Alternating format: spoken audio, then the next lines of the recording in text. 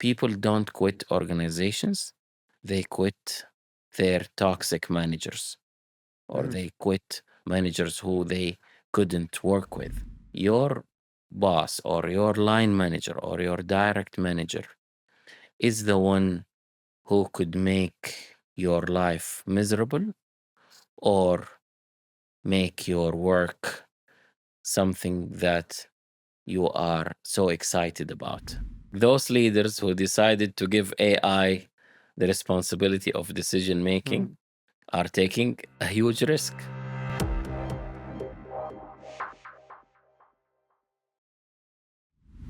Can anyone be a leader? Maybe, maybe not. And what are the different kinds of leadership? And how does it affect the way of handling business and even handling relationships? Today, we had the pleasure of hosting Mr. Abdallah Aljurf, a renowned coach and mentor who has dealt with multiple visionary leaders, and we discussed these topics and more in this episode. Please enjoy. Thank you. Thank you very much for being here, Mr. Abdallah, for your time. I'd like to kick off this conversation with a simple question. Me personally, that I've had. So, recently, let's say with the rise of the vision since 2010, 2005, the concept of leadership, visionary leaders has been growing tremendously in the kingdom. So I'd like to know, since you have been in the industry for quite some time, what are the changes that happened to the concept of leadership? So walk me through what happened. So how it was before when the vision was introduced, did it change? Did the people view it differently? And to our current time, how do people view leadership in that aspect? Okay, thank you so much. When it comes to leadership from a practical point of view and from a corporate life point of view, leaders in the 80s and 90s were more into the do and don't leadership style, or getting authority, telling people what to do, practicing your authority on people who are reporting to you. That was the common style, and that was the norm in the 80s and 90s in Saudi Arabia. I'm talking about the corporate world, Mm-hmm. large organizations, without saying organization X or organization Y. Mhm. But I think people can relate to some organizations. And that was accepted by then because you are the manager, you are the boss, you tell me what to do, I follow your instructions. And that was the concept of management and leadership for a long time. During 2000, 2005, 2010, during these years, things started to change, especially when so many people who studied abroad started coming back to Saudi Arabia. So they saw different leadership styles in the United States, in Europe, in Australia, and they wanted to apply what they liked to the organizations in Saudi Arabia. So there was a shift started around 2000, 2001 in how people manage, how people think, and how people lead inside Saudi organizations.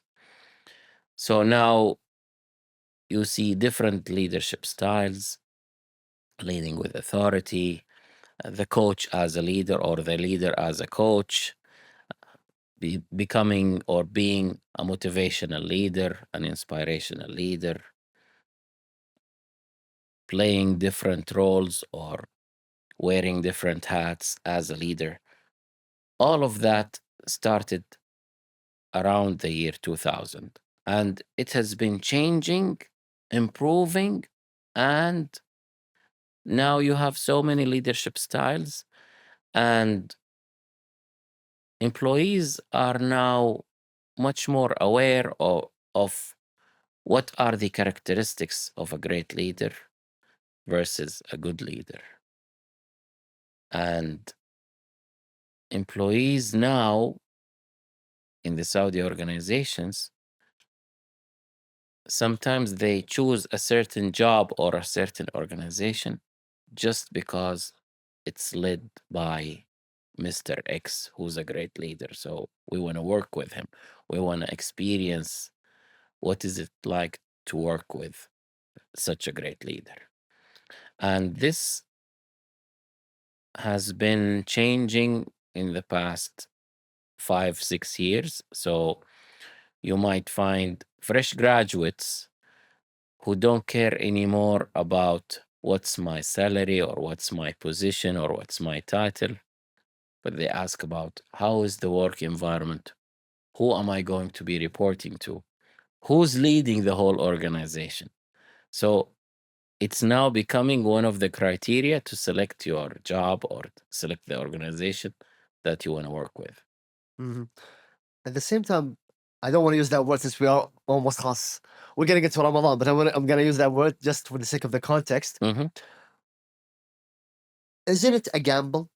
So, for example, you say, okay, anyone who I want to work with X company or that organization for the sake of being under XYZ because I'm going to learn from him. Suppose I get there 1 month, 2 months, the guy's out. Wouldn't that be demotivating? Because I'm not going for the organization because the organization is going to continue regardless of who's going to lead it. But if that person leaves, wouldn't that demotivate me to continue to work and to continue the same passion as I had from the get go? There are some organizations, if we follow your assumption and we assume that I join a certain organization because of the leader, and 2-3 months later, he leaves the organization. If this is a valid assumption, keep in mind that this leader will affect the organizational culture, how people work, how people do things.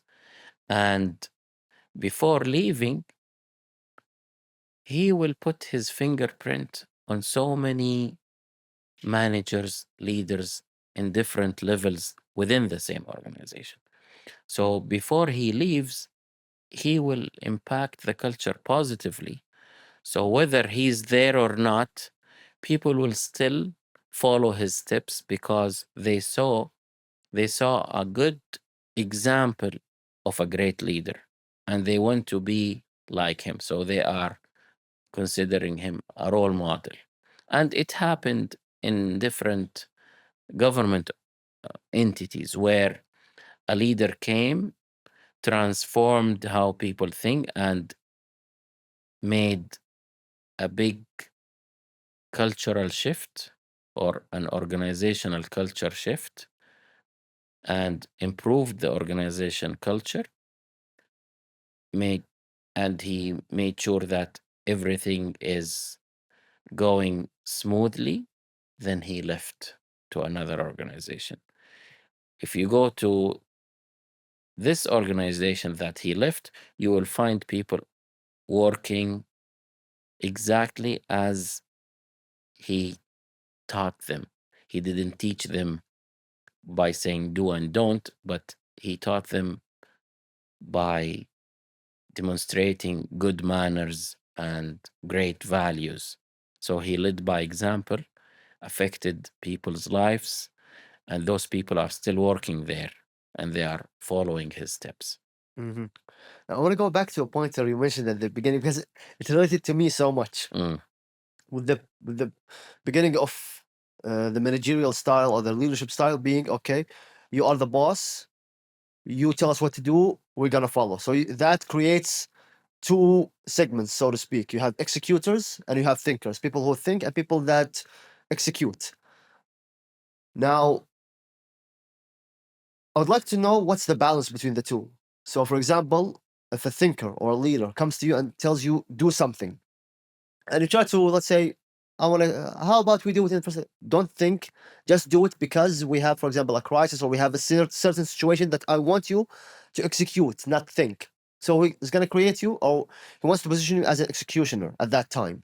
So I want to know the balance between these two. So are having too many thinkers in an organization or in a place a good thing? Are having too many executioners a bad thing?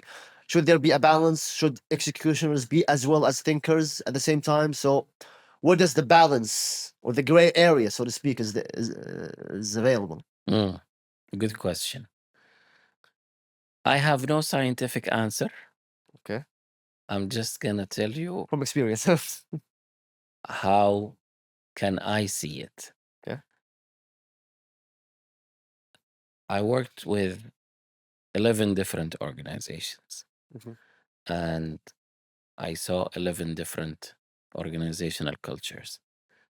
And I've worked with so many managers and leaders in these 11 organizations. I can tell you, if you have enough strategic thinkers at the top, so the head of the organization and one or two layers below him, so we call them N-1 and N-2.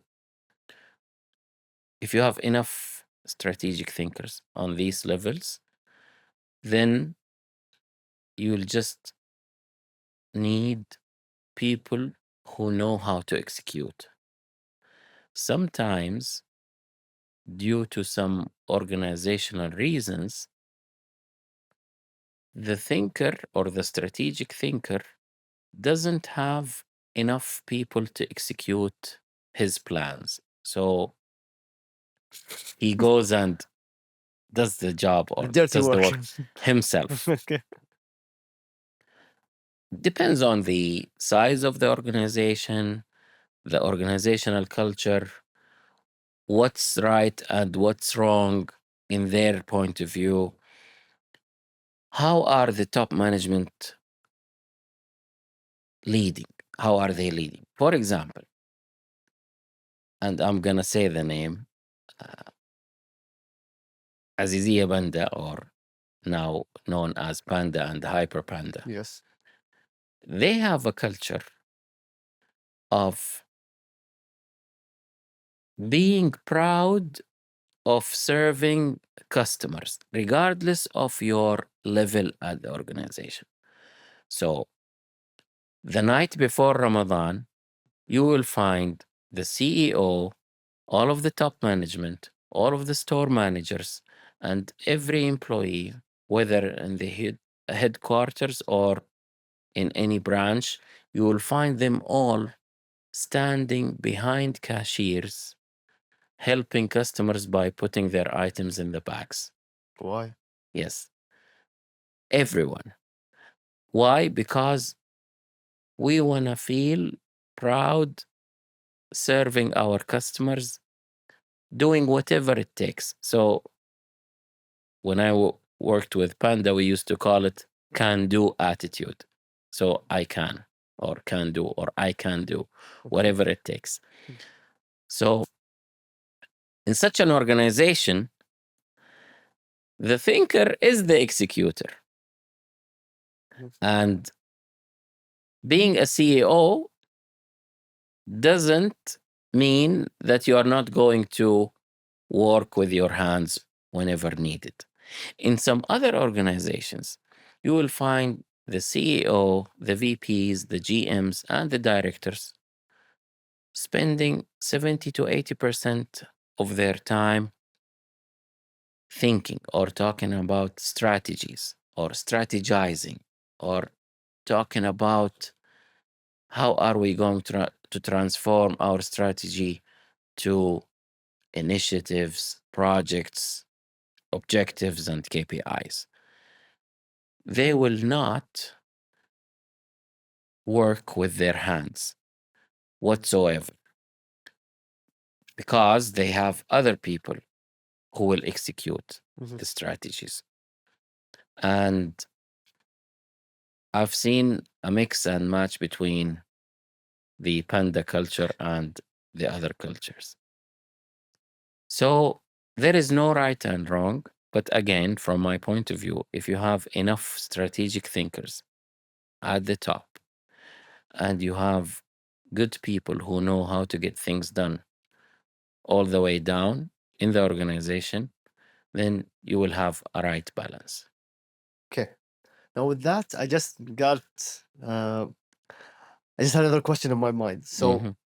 having the right balance, I believe this brings us a bit to the matter of adaptability. I need to adapt to the situation, regardless of that situation. So one day I'm working at Banda, the next day I'm working at another organization, so I need to adapt. Yes, And if you allow me, I'm gonna use football as an example, كرة sure. القدم, Okay. because I always like a football like as an organization in one way or the other. So in some cases, a new manager comes in, the manager of the team, and he has a philosophy, has a certain philosophy, and the football fans know, stakeholders, they know that the players that are available under the manager's disposal, they do not fit his philosophy. So, on this perspective, should the manager say, "I want new team members," or should I bring them to adapt to my way? So, should a manager make it adaptable to his beliefs, or whatever the players or the team members are finding suitable? Okay, me as the new manager, I'm gonna build upon it. That regard. So, Okay. which is which? Yeah. I believe it depends on the leadership style and the way of thinking of the leader himself. Some leaders, when they join a new organization, they try to adapt, understand what's going on, and build on it or capitalize on it or improve whatever is there. Other leaders, on the other hand, try to reinvent the wheel. They have seen some successful models before joining the new organization. So, whatever they learned and they liked in the old organization, they want to apply it to the new one, which doesn't usually fit or doesn't bring you good results. So some of them even try to bring their old army with them. So they start playing politics Mm-hmm. or start bringing their friends, relatives, people who they trust from the old organization to join the new one. And some organizations, the culture is so deep, so strong that nobody from outside can change it. And sometimes it's a medium or small organization. So the culture is dictated by the new leader. So Mm-hmm. he can change it, not overnight, but within a year or two. And I've seen examples of both, where a leader adapted to the organizational culture of the new place. Mm-hmm. And in other cases, I saw a leader who brought his army with him Mm-hmm. and tried to get Reinvent the rid wheel. of people who are resisting change, Mm-hmm. in his words. Mm-hmm. Okay, so let's forget about the managerial level. Let's Hmm. go to the entry level, the small employee who wants to get the job done. Hmm. He wants to go from 9 to 5. Thank you so much. And at the end of the month, I have my salary. Thank you. Mm. So, does the idea when it comes, as you mentioned, like the changing of leadership, the changing of leadership styles, and so on and so forth, as an employee, should it matter to me? I go into an organization. Okay, I'm used to a certain type of leadership with my manager. Overnight, he changes, another one comes in. Okay, I can adapt. I'll keep working as is, and that's it. So I don't need to think that much of it. what does that play? So do I have each and every time I have to understand leadership styles, and for me to understand and do all these matrices, understand, okay, what does my current leader thinks? Well, what does that my next leader thinks? Does that play, or like an added layer to my work, or what does it fall exactly? You don't have to analyze it. Mm. If you can adapt, that's great and good luck. If you cannot adapt, this is the real issue.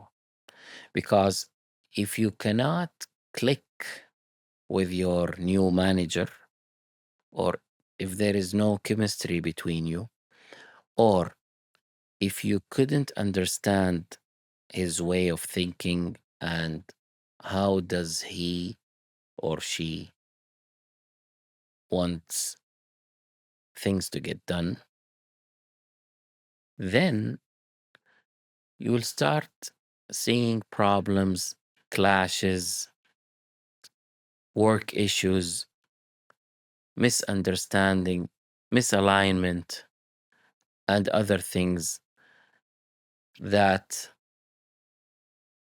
will make you quit at the end of the road, because your boss or your line manager or your direct manager is the one who could make your life miserable or make your work something that you are so excited about.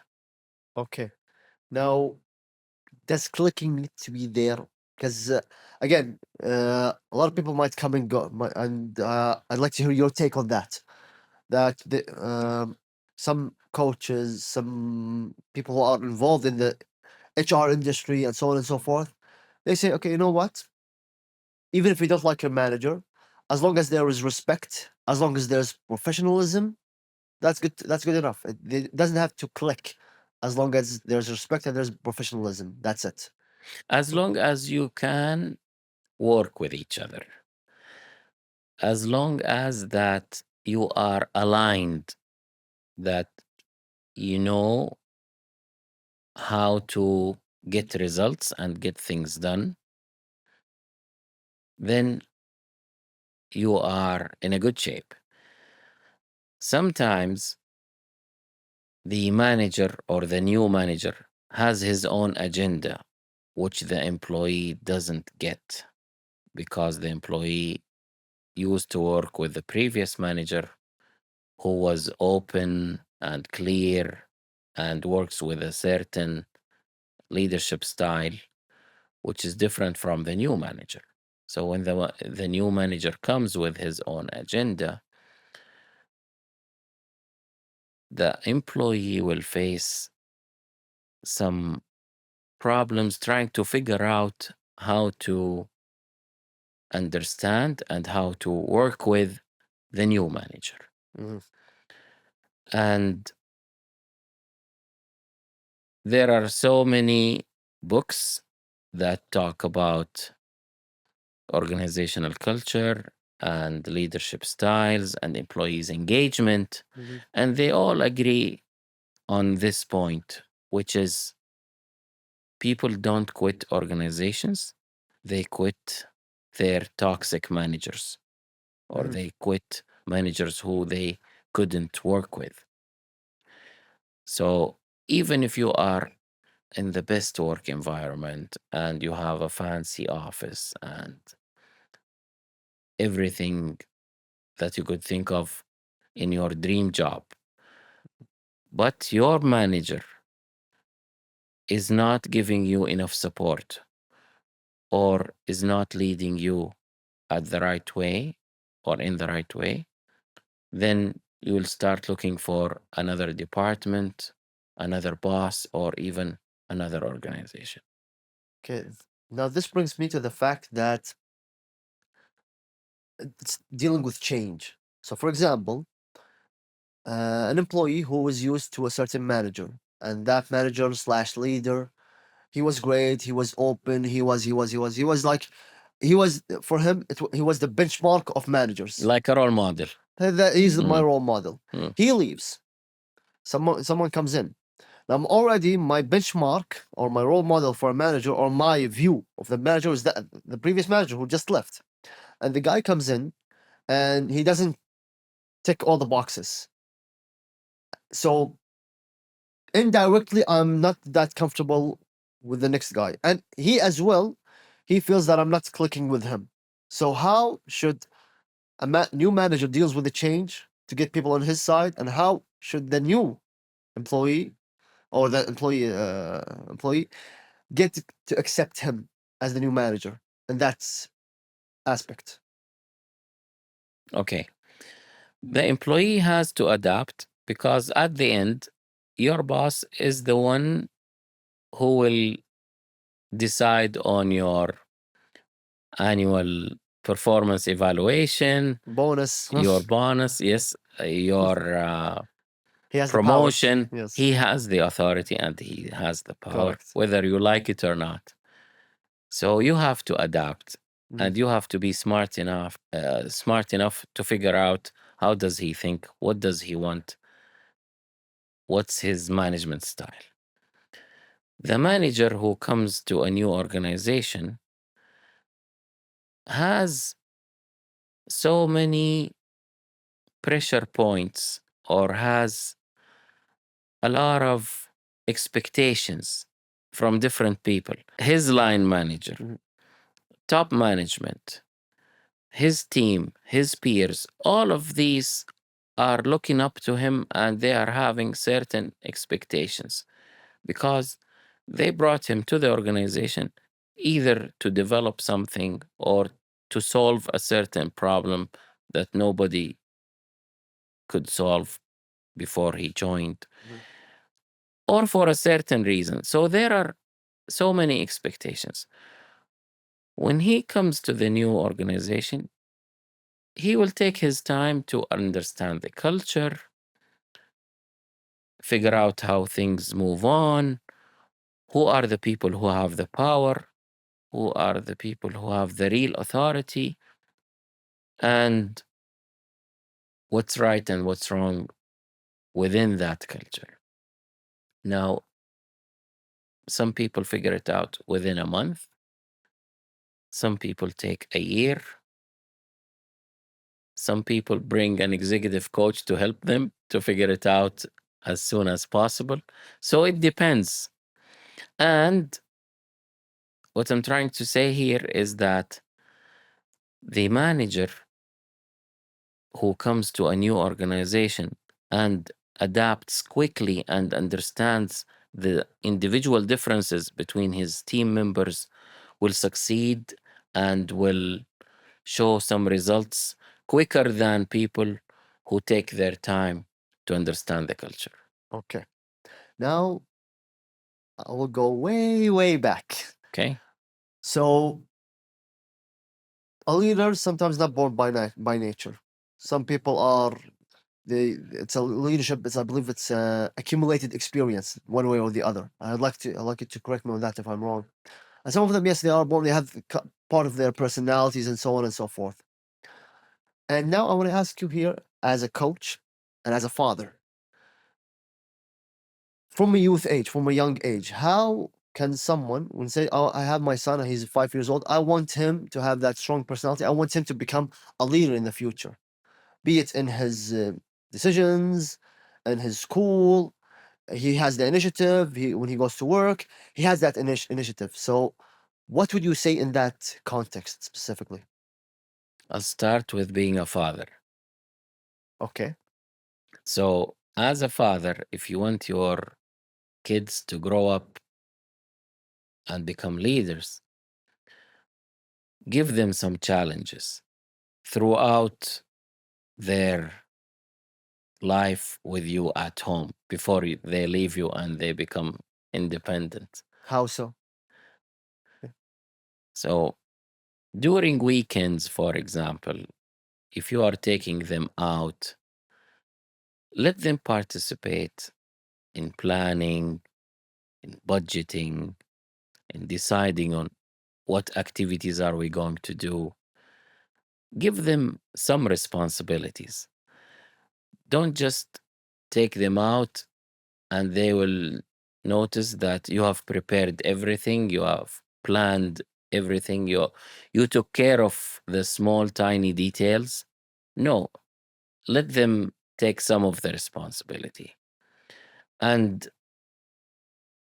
the more responsibilities they take, the more you can give them later on, until you reach a level where your son could decide where are we going to travel, or where are we going out, or how much money do we need, and here are the tickets.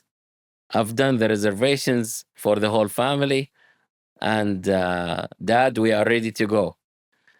So to reach that level, it doesn't come overnight. You need to give him some exercises, Happened with you? some responsibilities. Now my son can do the reservations, Mm, and he could travel alone. mm. So yes, uh, there are few things that he's not used to, but as uh, as he uh, as he grows, I give him more responsibilities. I want him to become independent before graduating from college, and I want him, after he graduates and he prepares to get married, I want him to take care of himself. Of course, I'm gonna be there whenever he needs me, but I don't want to spoil him. I don't want him to rely on me or be dependent Mm. on me as his father. And when you do that, eventually they'll become. But isn't that now? This brings me to another questions. That's another question. Are leaders risk takers? So you as a leader, okay, this is my son. Okay, I'm gonna make him take more risks. Yes, things might go bad one time, two times, but eventually it's gonna work. But even when it comes to organizations and so on and so forth, should leaders be risk takers or not necessarily? Short answer, yes. As a leader, you need to take risks. How big, how frequent, how many, depends on the situation of your organization and how far you want to go with the organization, or how far you want to take the organization as a leader. But short answer, yes, you need to take calculated risks. And with experience, what was risky 10 years ago will become the norm today. Okay, because now that you mention it, there was there was a statistic that I came across to 2024 Mhm. about leadership, and it was about that. It was a magazine that did interviews with almost 1,000 executives across United States, UK, Australia, New Zealand, and some countries in Europe. And what came across is that 70% of these leaders, 70 or 75, I'm not quite sure, said that I am willing to give one part of my job away to AI and artificial intelligence completely, which is decision making. I don't want to make decisions and dealing with its aftermath. It's the hardest thing for leaders. So I'm willing to do anything else, but spare me the decision making. What do you take from that? They are risk takers. With AI?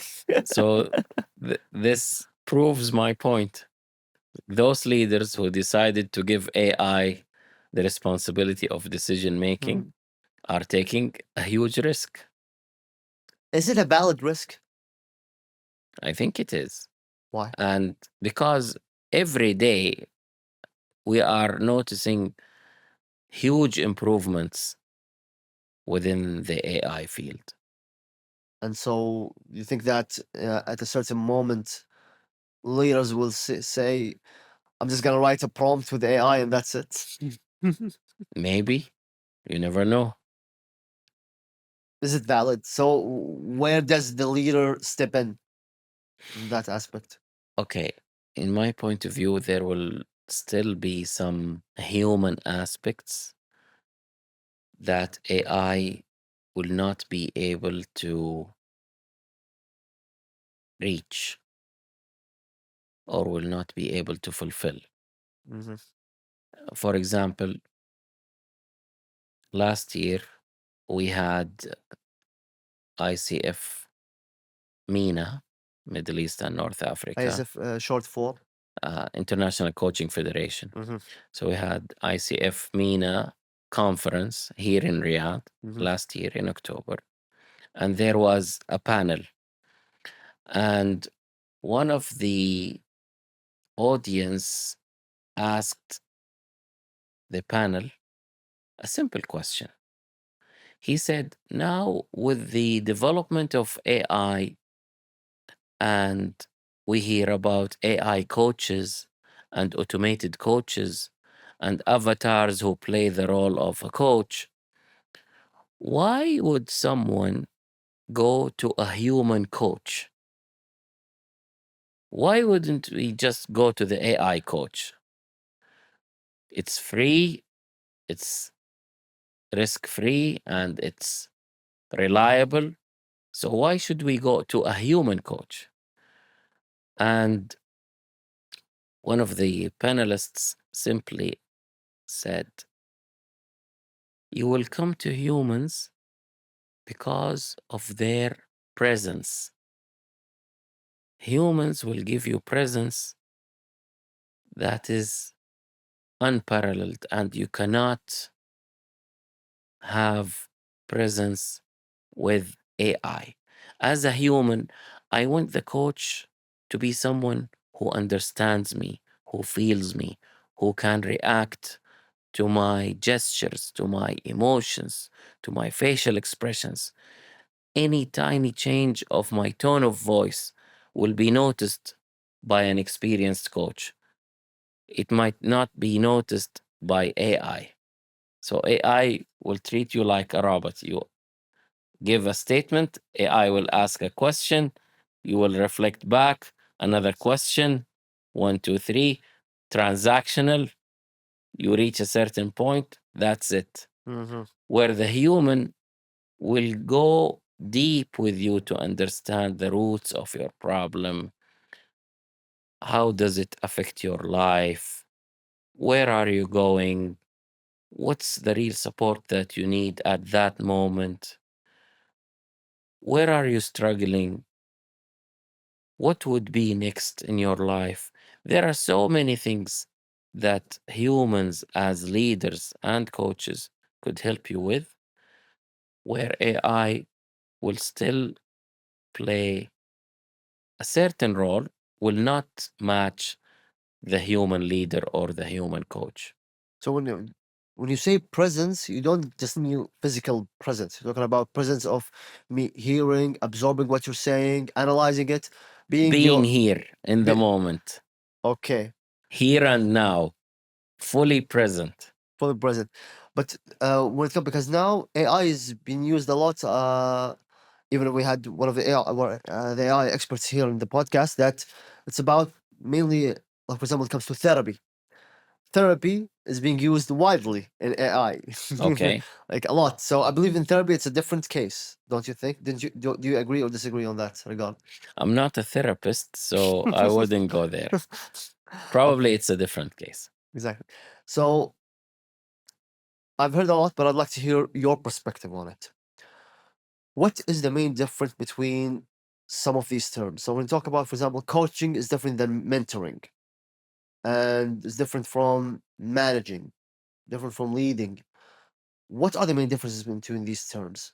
When I coach someone, it's different than I'm mentoring him, and sometimes I believe they intertwine one way or the other. So a coach can be a mentor, a mentor cannot be a coach, something like that. And there are different schools of mentoring and coaching and so on and so forth. So I'd like you to just kind of summarize it, one-on-one words. How are they different? Okay. Coaching and mentoring, both of them are there to help someone become a better person. This is one of the goals of coaching and mentoring. There are so many applications, goals, and objectives for Mm, coaching and mm, mentoring. Both of them are developmental tools that would help the client to become better. Now, there are similarities and differences between coaching and mentoring. One of the similarities is that both the coach and the mentor are there to help you, are there to support you, are there to make you better, to make you improve. The how is what makes the difference. Okay. The mentor usually gives you advice, asks you thought-provoking questions, then will tell you this is the road, this is where you should go, this is where I've been there before, this is what worked with me very well, and this is what did not work. This is what I want you to try. So the mentor is someone who has great experience in a certain area or a certain organization or a certain field and will guide you through his experience. Mhm. So he'll tell you, do this and don't do that. Mentoring could be one-to-one or could be group mentoring. Okay. At the end of a mentoring session, there will be an agreement between the mentor and the mentee about certain things that the mentee will go and try. And most of these are coming from the mentor, from his experience. Action list. What needs to be done? Yes, Okay. do this, try that, call Mr. X, try this system, take this course, read that book. So there are some instructions that will be given by the mentor. Coaching, on the other hand, will bring the best out of the coachee. So the coach will ask you some questions. Thought-provoking questions as well? Yes, Okay. that would help you to think from different angles, from ways that you did not even think about in the past. At the end of the coaching session, the coach will not tell you, do this and don't do that. He will ask you, based on our conversation, what are you going to do now? What are you going to do differently? What would be your next step? What did you decide? So the coach will ask you questions and will give you the space to reflect and feel free to speak out. But at the end of the session, the coach will ask you to decide. So it's your call as a coachee. What are you going to do next? Maybe there is no action. Maybe you just needed to make a decision. Maybe you were confused between two options and the coach helped you to reach more clarity about a certain decision and make up your mind. So in coaching, the coach will bring out the best out of you. In mentoring, the mentor will bring his best to serve you better. At what stage of a person's life you should get one of these two, either mentorship or coaching, or ask for it? At what stage? Is it like Whenever you need help, for example, there could be a fresh graduate who needs a coach and another fresh graduate who needs a mentor. When you are about to retire, you might need a mentor who has retired 10 years before, or you might need a coach who would help you to plan for your life after retirement. And maybe you need both. So it depends on your situation. There is no certain age to say, at this age, I need a coach. At that age, I need a mentor. Both are there to serve you, and both are needed at different stages of your life. And throughout your career, you have seen all. You've been through, or you have seen a lot of Yes. ages in that regard. Yes. What age do you feel that needed the most from your experience? Let me simplify it. Please. When you are at an early stage of your career, you need someone to accelerate your success, someone to give you tips and hints, Mhm. do's and don'ts, short, simplified advices from experience. So you'll rely more on a mentor. Mhm. When you are in your mid 40s or in your 50s, you have seen a lot. And you might reach a stage where you say, it's hard for me to find the right mentor. So you will rely more on coaches who will help you to bring the best of your experiences, your stories to solve your own problems. Okay, so depends heavily on, even the way it approaches depends on the stage of your life. So, for example, let's just say if a high school uh, boy comes in and he said, "I want mentorship or coaching," which would Probably mentorship will be better for him. can parents be mentors one way or the other, or should they be mentors, or should they just act as parents? If their kids are going to listen and take their advice seriously, then yes, they could be mentors. And how so? I want to know more about that. Usually, as parents, we have a certain way of thinking and dealing with our kids. Mhm. And many kids reach a stage where, oh, we know exactly what's that gonna say or what our mom will say. So they have this limiting belief or limiting block that they put between them and their parents. Mhm. That's why, in many cases, if a parent try to play the role of a mentor, it will not work. Yeah. So I could mentor your kids, you could mentor my kids because you are someone new to them So they will listen. or someone unbiased or someone who doesn't judge or someone who doesn't have prejudgment Okay. about them. Okay. So yes, they will listen, hopefully. Hopefully.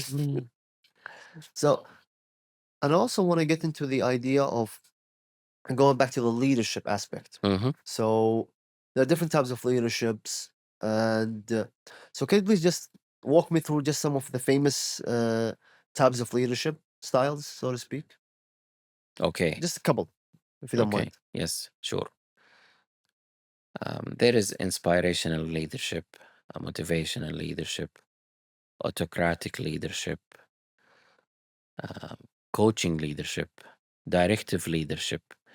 There are many. I'll give you a little assignment. Just go to YouTube, Hmm. not AI. Go to YouTube and type the 6 styles of leadership. And you will see the most famous 6 leadership styles and an explanation that will make each one of them clear and what's the difference between uh, each one and the others and when to use each one of them. And maybe after you watch a certain video on YouTube, you say, oh, I'm already practicing this. Hmm. Oh, I know this. Oh, my boss looks like number 4, for example. And doesn't so that mean that I know the name, but maybe yes, I might feel that relation. And what I also want to know about the styles of leadership is about how culture affects the style or the demeanor of a leader. So, for example, you have the Eastern culture, you have the Western culture, and you have seen both, or you've been through both. You've been through the West and you've been through the East. Yes. So, tell me more about how these styles or the main aspect of leadership, how it differentiates between the East and the West from a cultural point of view. Okay. The culture of the country, the culture of the region, the culture of the city, the culture of the organization, and the culture of the department. All of them will play a role that would affect how you deal with others, how you lead others, Mm-hmm. being direct or indirect, being nice or being firm, being easygoing or being very formal, telling people what to do or keep questioning. So many factors will determine how are you going to deal with people. For example, when I used to work with STC, Mm-hmm. the culture there is dynamic. You see changes happening overnight. So you need to be quick in your thinking, quick in your decisions, sharp, agile, aware of what's going on. Where in other cultures, what doesn't happen today will happen tomorrow. If it doesn't happen tomorrow, no worries. Take your time. We could do it next week. There's no rush. People are relaxed. So you will see decisions take ages to be taken. Mm. And you will see that competitors are beating you or they are reaching the moon while you are still discussing the design of the rocket. And I've seen many cultures in between. So I gave you two different extremes.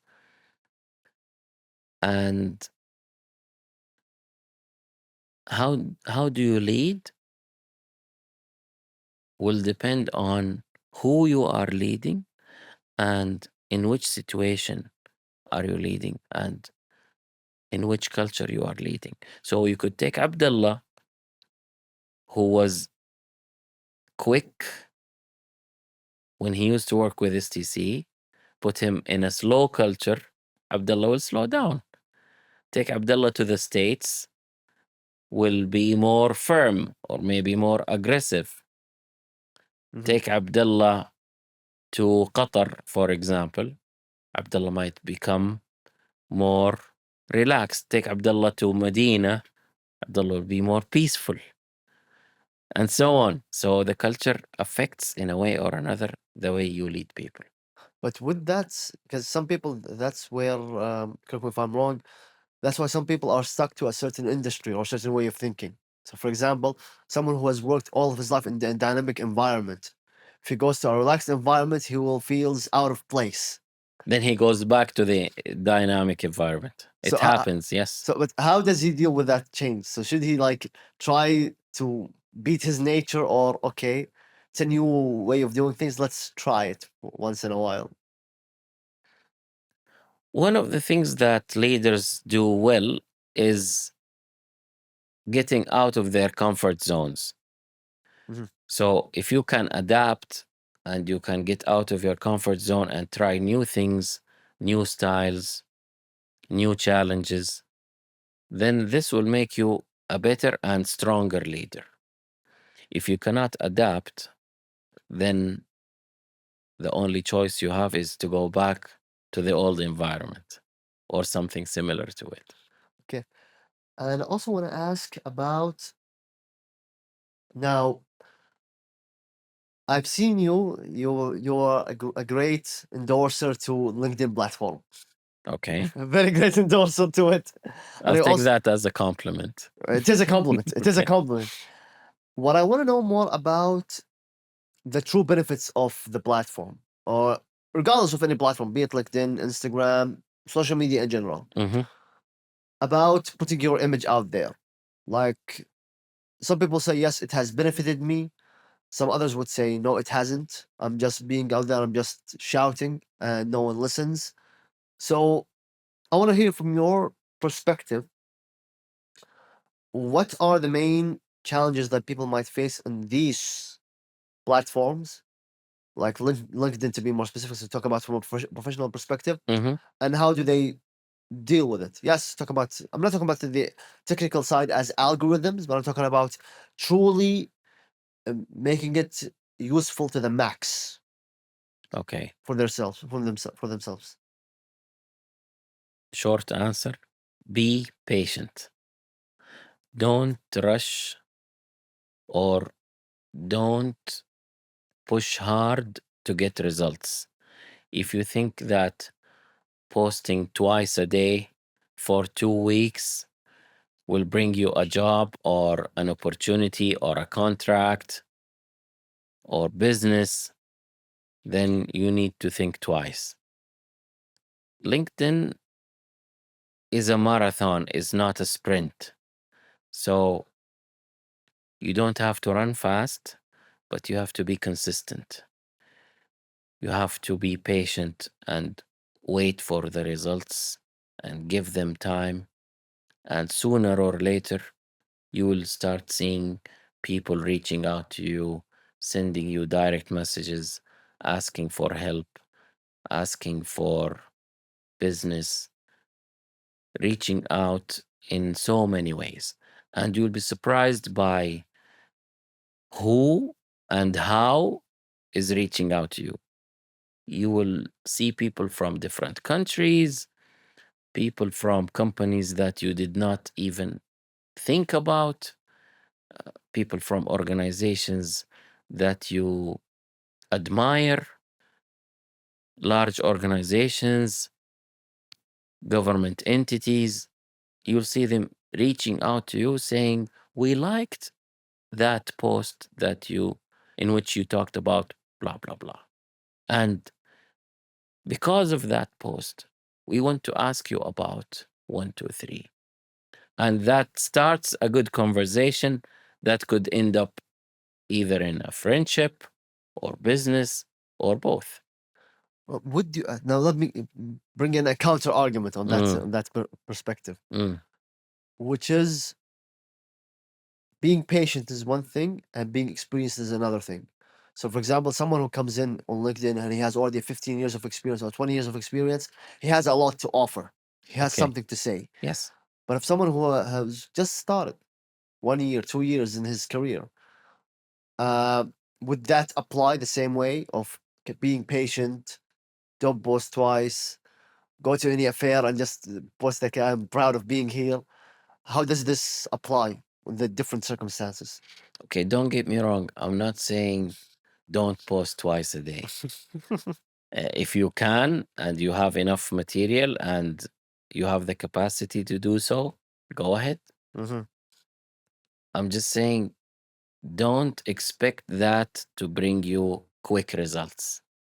Now, back to your point, I know university students who are still studying, Mm, posting on regular basis about their volunteer work, about their courses, about their latest certifications, about different professional things that are happening true.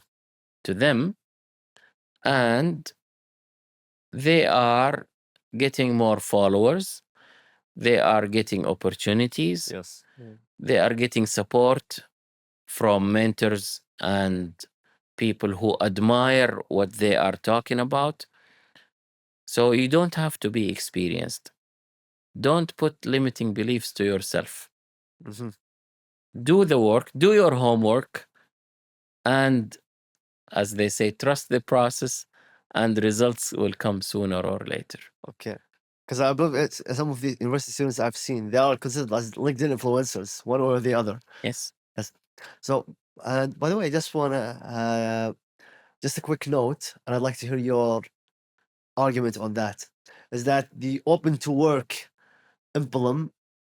There's a school of thought that say put it, a school of thought say don't. Which one are you with or against? I prefer not to. For some people, for some hiring managers, for some HR professionals, this is a red line, and this is a big question mark, and it might give a false impression that you are desperate to get a job, which Mm. might not be the case. Mm. But not everyone will take it positively. So just to be on the safe side, I prefer not to put it. Okay.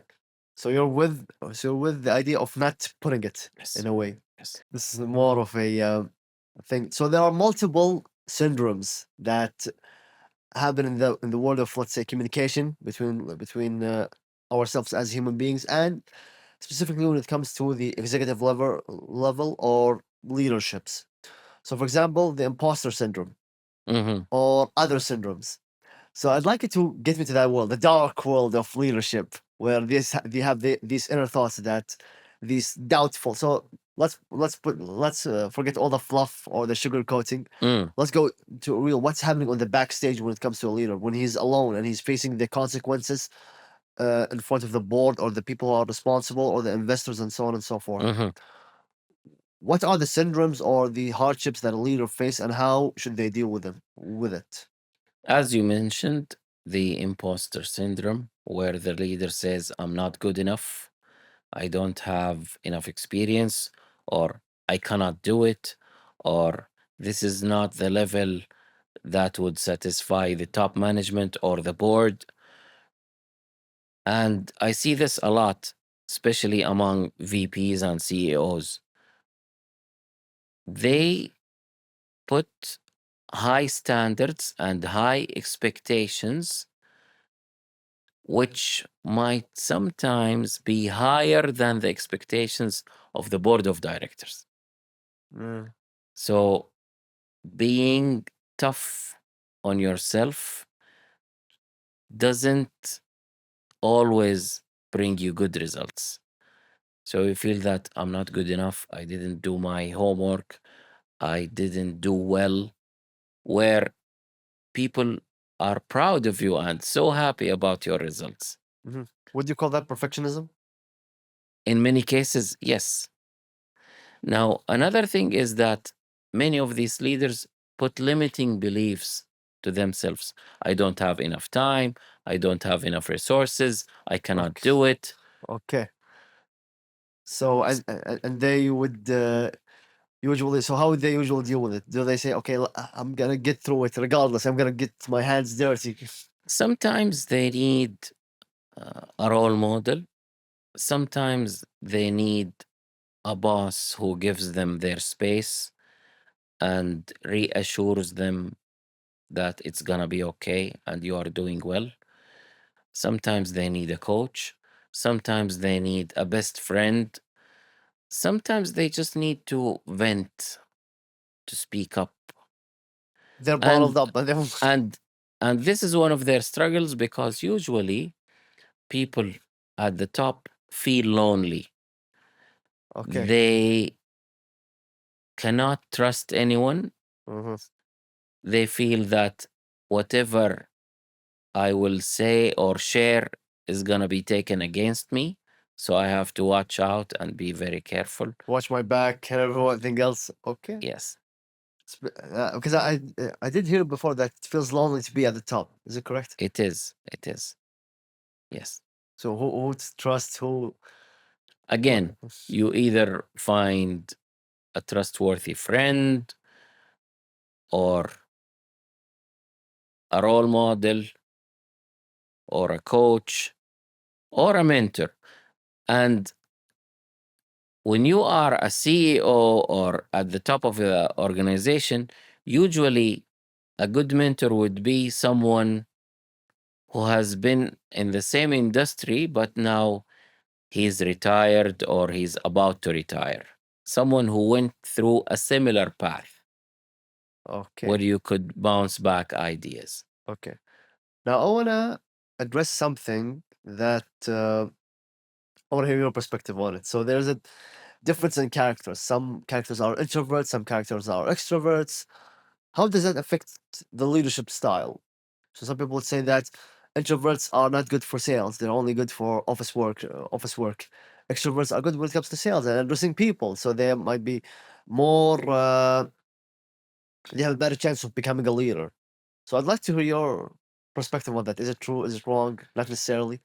And not necessarily when it comes to introverts versus extroverts. Elon Musk is an introvert, and people consider him a great leader. For other people, he's not a leader. So it depends. And there are many articles that talk about the differences between introverts and where do they fit more and what's their leadership style. Short answer, Mhm. you will find introverts who are great leaders, and you will find in many other cases extroverts who are doing great as leaders. Because if So you it doesn't necessarily depend on your personality type. because in some cases what people see. So, for example, going back to the football example, Mm. you have two of the greatest football players of all time, Messi and Cristiano. Hmm. They're both leaders, but they have very different style of leadership. So Cristiano is more of okay motivation. You can do it. You can do it, and he's very into the camera. So you can see him. Me as an outsider, I see him. Yes, he is there supporting the team. Let's go, guys. Let's go, guys. While Messi, on the other hand, yes, he's a leader at the same time. People are around him. He's the center of attention. He is the center of the players. But from the outside, people look at him. He's not. He's only coming to that guy and telling him to do this, do that, do this, do that. He's not. He's not as passionate as Cristiano, for example. So does an outsider's point of view really matter on that perspective, or it's about the people within the organization or within the team that decide? At the end of the day, it's how you deal with people and how you get results.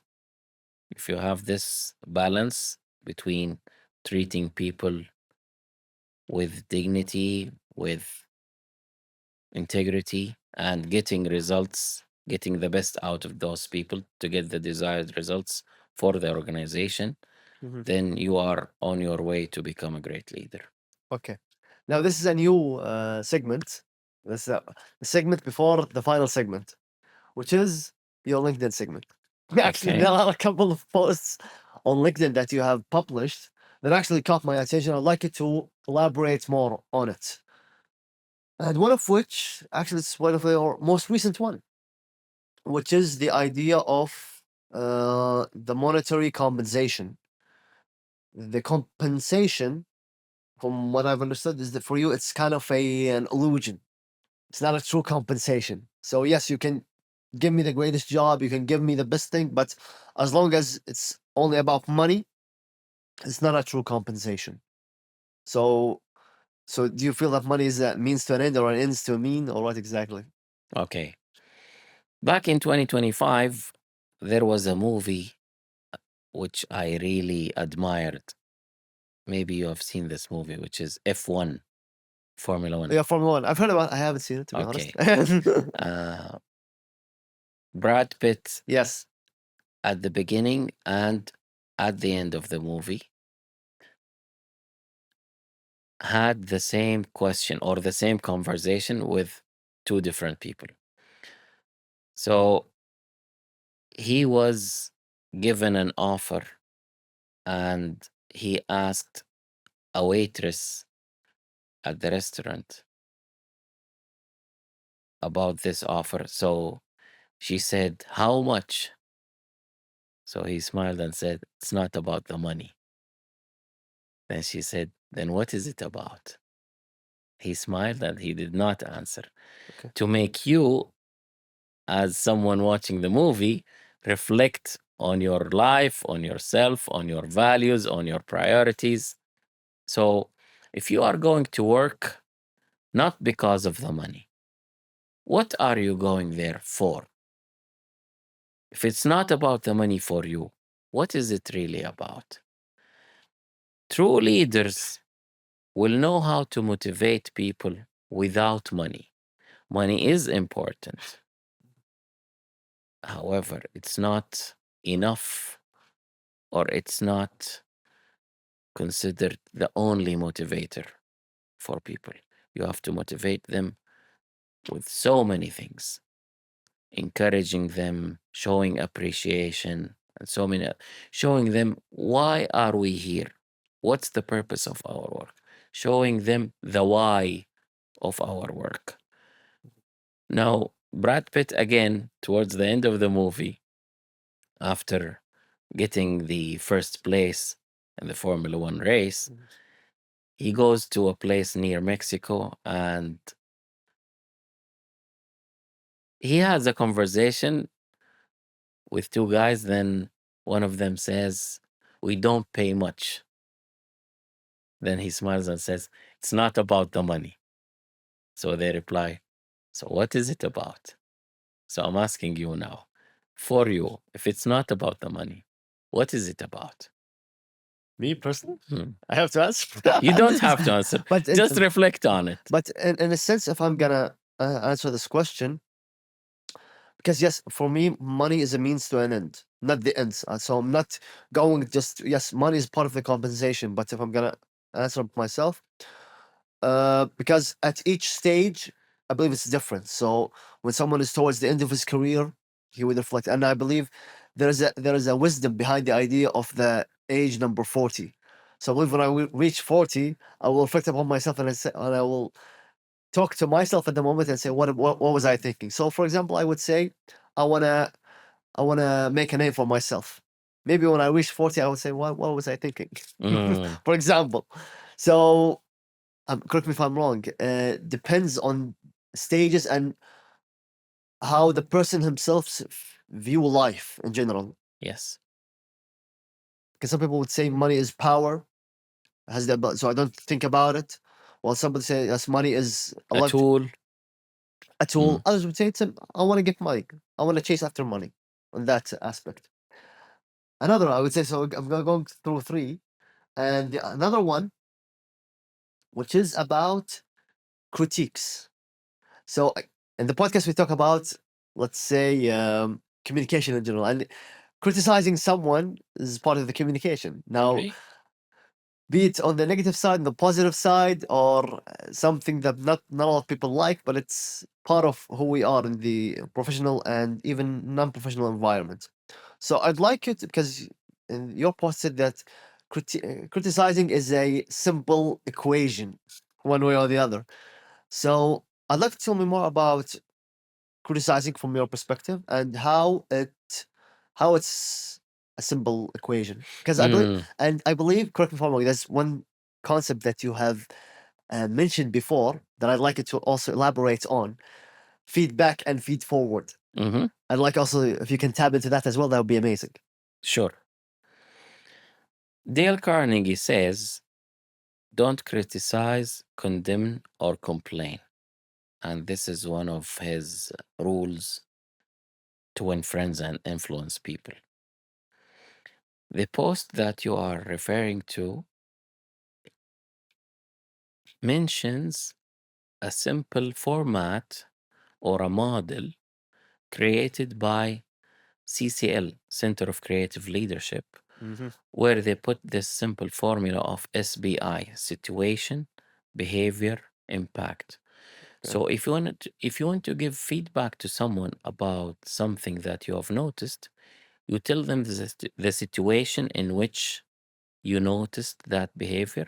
Okay. Then you tell them what's the behavior that you noticed and how did that behavior impact you, them, or the organization. How did I feel? It could be a feeling, it could be a tangible result, it could be a loss of money, it could be losing a customer, it could be any impact, reputation. Mhm. So, what was the situation? What was the behavior that you saw or they demonstrated? And what was the impact? This is SBI model. Mhm. And all of this is used in giving feedback. When it comes to feed forward, Marshall Goldsmith created a simple Who's methodology. feed? Marshall Goldsmith is one of the best leadership coaches Uh-huh. alive. And he has so many books. One of them, one of the famous books is What Got You Here Won't Get You There. Mhm. And he's a well known coach worldwide, one of the best global coaches. So he created the concept of feeding forward. Feedback is usually about the past, feed forward is about the future. Okay. Feedback usually is about something that you have done wrong and you cannot change. I cannot undo. Exactly. Where feed forward is about how to become a better fill the blank in the future. For example, how can I become a better father? How can I become a better leader? How can I become a better thinker? So you just put that word, how can I become a better podcast host? How can I? Please let me Okay, know. yes. So let's take this as an example. You want to Mm. become a better podcast host. So you take this question and you ask the same question to 10 or 20 people Which that people? you, Which people? any people that you know or you can reach out to. Okay. So people here behind the camera, your friends, your colleagues, uh, your family, ask them the same question. How can I become a better podcast host? And tell them, I just need two advices from you. Write down whatever they say. After they finish, just say, thank you. Whether you are going to apply it, you're going to throw it, you are going to combine it, it doesn't matter. Mhm. Just write them down and say thank you. After you get the whole list, you will decide what are the pieces of advice that you can implement immediately or you can apply to your life, and what are those that did not make sense to you. Mhm. So you just ignore them. By doing this repeatedly and doing it whenever you want to develop yourself in a certain area, you will be amazed by simple advices that are coming from people who are not gurus or scholars or writers in a certain field, but they will still give you good advice that could be applied immediately. And this is the philosophy of feeding forward. And there is an exercise for that, which is usually done in workshops. Whenever Marshall Goldsmith has a workshop, he asks people to have two intentions: to learn as much as you can and to help as much as you can. So if we are in a workshop and we have, let's say, 25 participants, we will discuss the good characteristics of a good leader or a great leader. Then you will identify a certain characteristics that you want to develop, for example, strategic thinking, emotional intelligence, decision making, motivating others, any leadership characteristic. And then you'll go around in the room trying to get feed forward, get advices by asking people around you in the room, how can I become a better leader? Mhm. Whatever they say, you take two advices from each and you write them down. Whatever they say, you just say Thank you. thank you. Exactly. Then after you have a list, You'll go later on and decide, this is good. This is easy. I could do this. I'm already applying this. This doesn't make sense. This doesn't work. So you decide what are you going to apply and what are you going to throw away. Well, feedback is, but here's the thing: can feedback be considered as feed forward? So, for example, if I received something, even though I have done already something which was considered wrong, and I got feedback that don't do it, so I already have a mindset that okay, I'm not gonna do it in the future. Wouldn't that be considered as feed? Maybe you can do that. You can do that. Yes. So it's considered as feed forward. Having And said that, keep in mind that feeding forward is always about the future. Mhm. So it's not coming because you have done something wrong in the Okay, past. It's coming from someone who wants you to be or become a better person in the future. so kind of a preemptive measure, preemptively. I would say it's something to prepare you or something that they believe would make you a better person. And they want you to apply that. It's your decision at the end, it's your life. You are the one who knows what works best, what doesn't work for your life. As now, the West says it's not about what you know; it's about who you know. Okay. And in one of your posts, you discussed this idea that you posed that question that it's about relationships are most important than the efficiency or the ability of someone to reach to a higher level, to reach to a leadership perspective, or so on and so forth. So, is this truly about who you know, and not what you know, or it's a mix of both? So some people would go, yes, they have very high technical skills, but when it comes to social skills and building relationships, not that much. And you have the other way around. It's Ho- having the right balance between both. What's So the you need to know enough people who will open doors for you.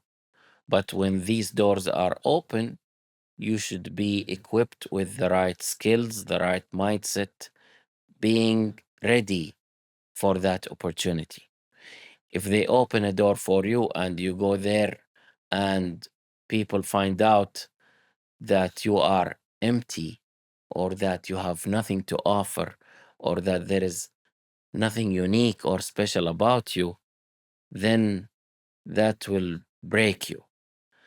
If, on the other side, you are very qualified, you are highly skilled, but you know nobody or you don't have a good network, you will struggle, especially when you find people who are less qualified or having, I wouldn't say less skilled, but I would say they are not as skilled as you are, Mhm. but they have good network and they know how to reach out to people, and you will find them becoming even your boss, or they could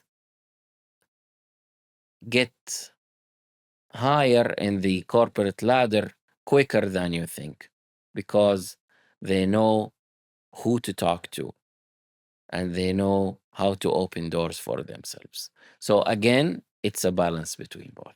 Okay. Now we're almost reaching the end, so I have a couple of last questions. Okay.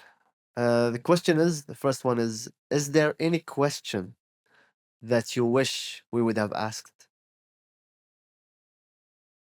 You're doing okay. That's great. Okay, now this question. How do we go from okay to great? Why okay? That's great. Okay. Good.